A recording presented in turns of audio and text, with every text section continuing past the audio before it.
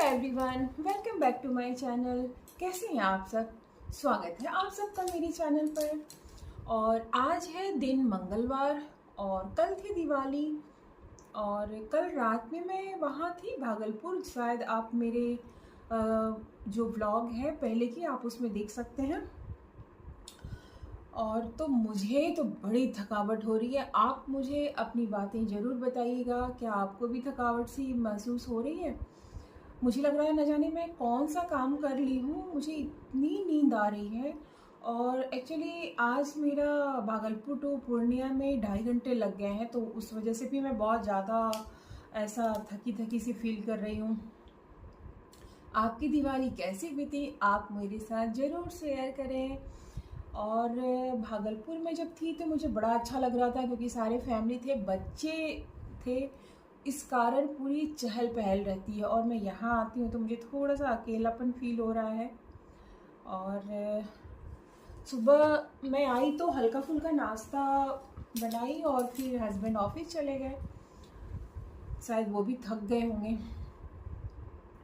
फिर मैं लंच लेकर थोड़ा रेस्ट ली, क्योंकि पता नहीं क्यों मुझे बार बार सिर्फ ऐसा फील हो रहा है कि मैं कुछ काम करूं और फिर जाकर बस थोड़ा सा आराम कर लूं, थोड़ा रेस्ट ले लूं, ऐसा फील हो रहा है। और अभी बज रहे हैं शाम के 5 बज रहे हैं, तो मैं सोची थोड़ा अपने लिए चाय बना लिया जाए। और मैं आज बनाई हूँ अपने लिए लेमन टी बनाई हूँ। नो डाउट इसमें थोड़ा सा शक्कर ज़्यादा लगता है, मैं कभी कभी बनाती हूँ। और मैं इसके साथ ली हूँ मठरी, जो कि दिवाली पर आई थी, तो मैं सोची थोड़ा सा मठरी के साथ में चाय पीती हूँ। पर मुझे मुझे अकेले चाय पीना बिल्कुल पसंद नहीं है।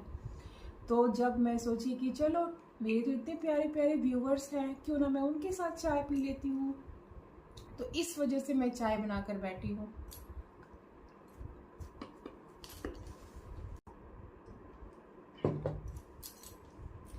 अच्छा, मैं ऐसा सोचती हूँ जैसा मतलब हम लोगों ने वो फेस्टिव लुक को क्रिएट किया था अपने घरों में, तो ठीक है कुशन कवर वगैरह तो नहीं हटाएंगे, बट जो पर्दे पर उतना सजावट हमने किया था, तो क्या कहते हैं, वो सारी चीज़ें अगर हम डेली में उसे लगाए रखें तो फिर फेस्टिवल वाले दिन हमें कुछ अलग सा कुछ फील ही नहीं होगा।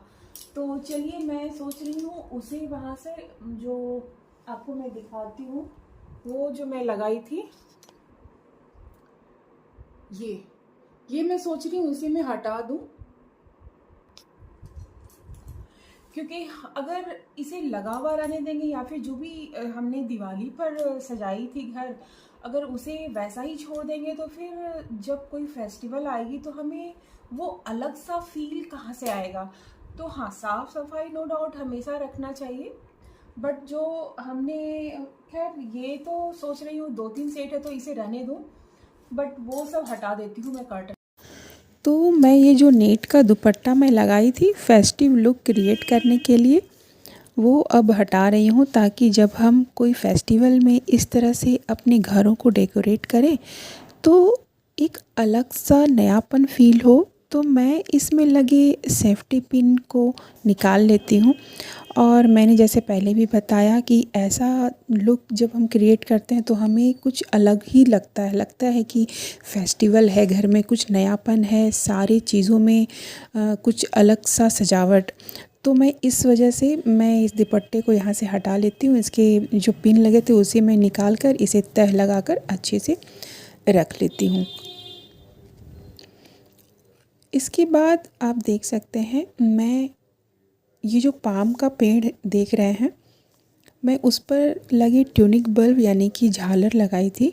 पर मैंने ऐसा देखा कि जब मैं उसे ऑन कर रही हूँ तो वो काफ़ी गर्म हो जाती थी, तो मुझे डर भी लगी हुई थी कि कहीं वो ख़राब ना हो जाए, मेरे पाम के पेड़ को कोई नुकसान ना पहुँचे। तो मैं दोनों तरफ ये जो बल्ब लगाई थी उसे मैं धीरे धीरे निकाल लेती हूँ, बिल्कुल आराम आराम से निकालती हूँ, क्योंकि पत्ते टूटने का डर लगा हुआ था। और ये सब मैं हटाकर समेट कर रख देती हूँ अच्छे से।